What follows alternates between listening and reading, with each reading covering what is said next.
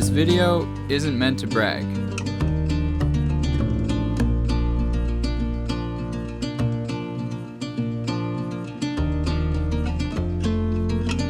This video isn't meant to boast.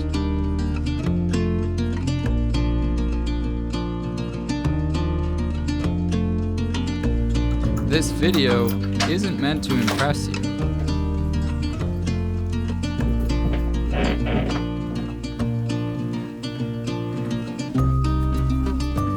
It's simply meant to share.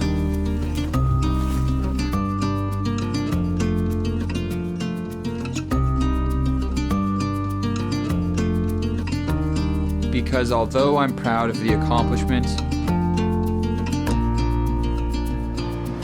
I'm not special.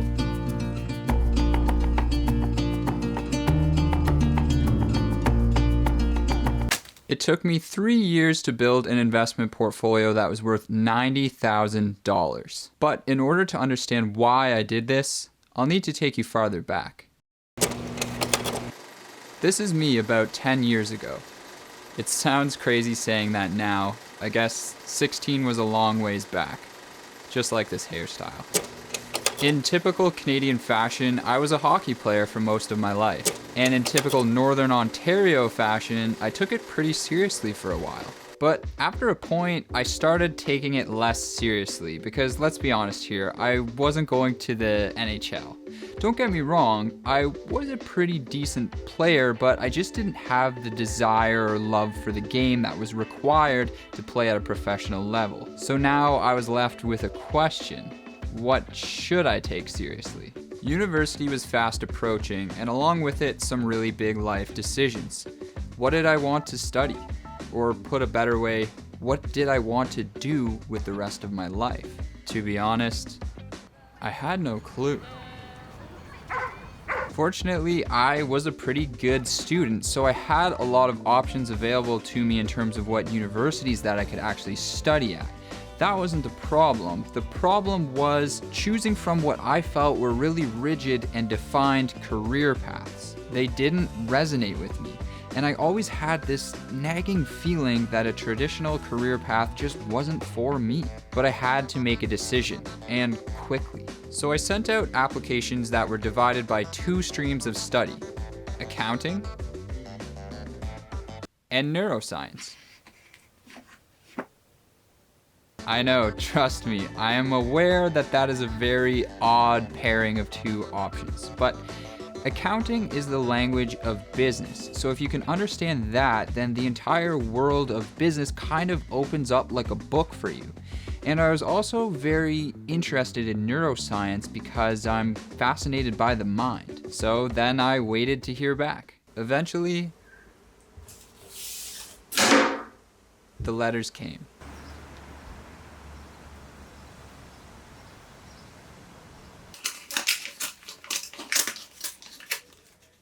And to my simultaneous relief and dismay, I was accepted into both programs.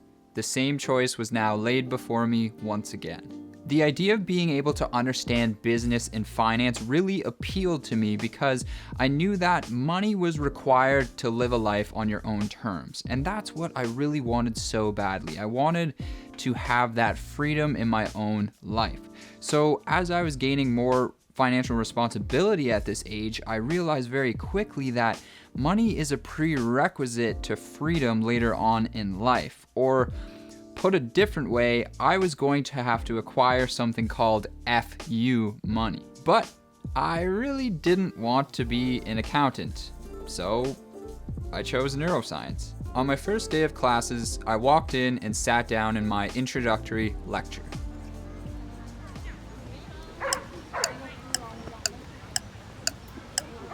A few minutes later, I walked out. As soon as I sat down and that lecture began, nothing felt right to me. Everything felt wrong. The professor felt wrong. The people around me all felt wrong.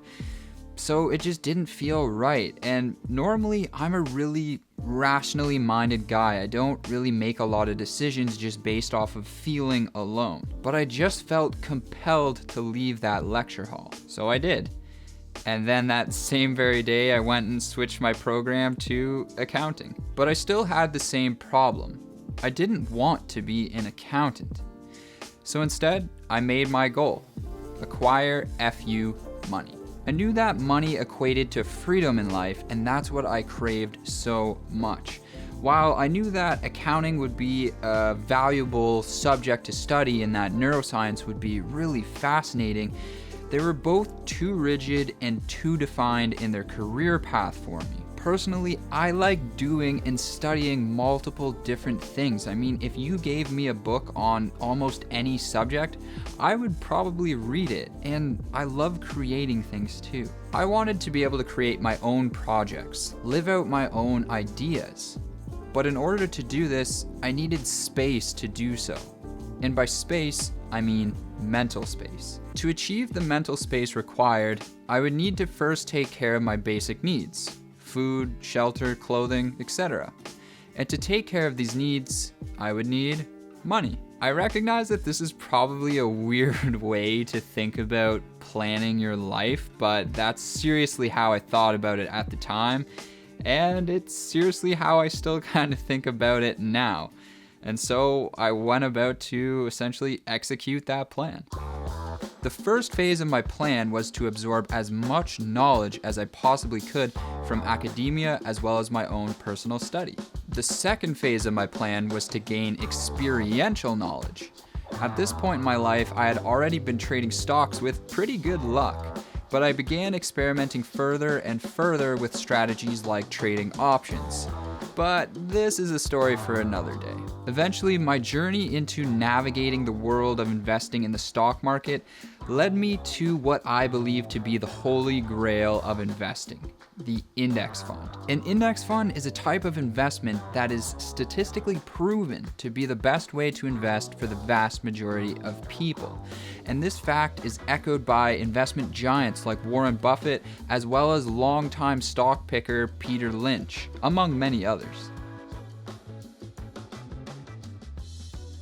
If you'd like to know more about index funds, then I strongly recommend checking out some of my other videos after this one. So now I had my plan. I would graduate from school, land a decent job, try and achieve a savings rate above 50%, and throw it all into index funds. Yes, you did hear that part right.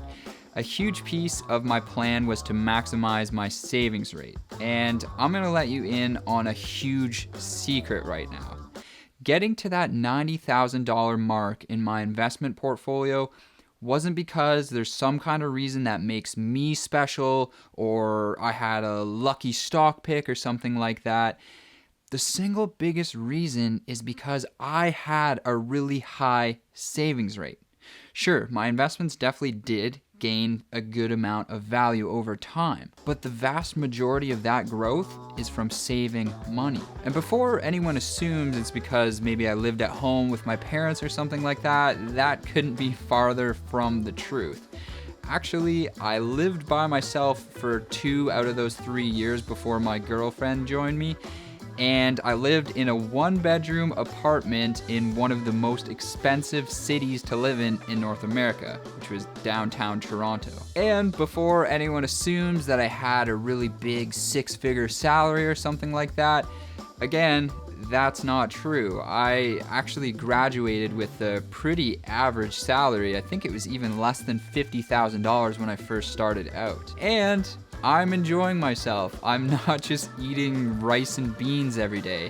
I actually enjoy cooking quite a bit, and I have a lot of other hobbies that I love to spend time and money on too. The thing that allowed me to save so much money was just simply making a plan and then making daily conscious habits in accordance with that plan. The main point that I'm trying to make is that I'm not so different from you.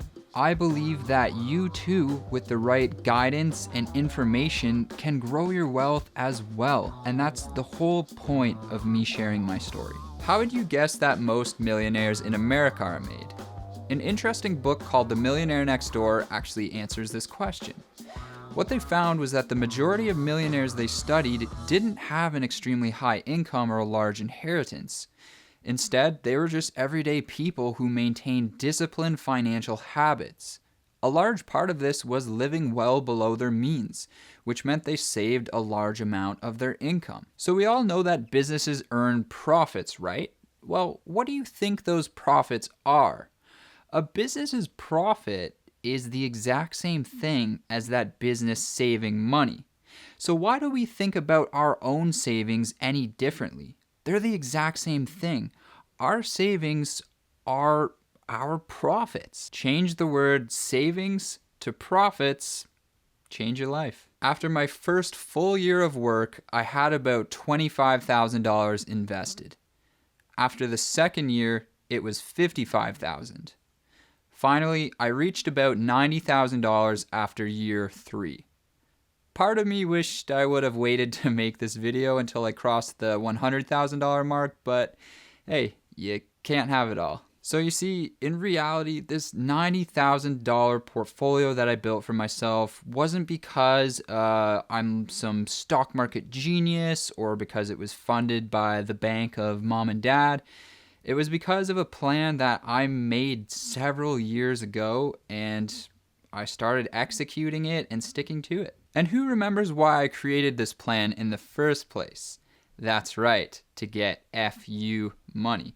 Now, $90,000 isn't quite there yet, but it's a start. I mean, it's essentially enough living expenses for me to be able to sit on the couch for a few years and do essentially nothing. And that's kind of what the essence of FU money is all about. But I don't want to sit on the couch for the next few years. Instead, what I want to do is to be able to teach people everything that I've learned along my journey. I want you to be able to have the knowledge to do what I did. Because I believe that everyone should be able to pursue financial independence and freedom so that they can live out their purpose to whatever full extent that is. And if that's something that interests you, then I would encourage you to subscribe to this project, Cash College, because the mission of Cash College is for me to condense all of that information and streamline it, everything that I started learning since I was 16 years old,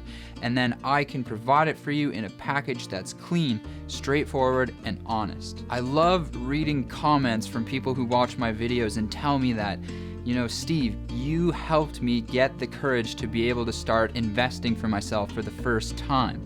Or somebody who says something like, you know, I never understood these concepts before I watched your videos, but now I do. And I want to help you achieve that same breakthrough. I really hope sharing this part of my story was helpful for you today, and I really look forward to sharing more.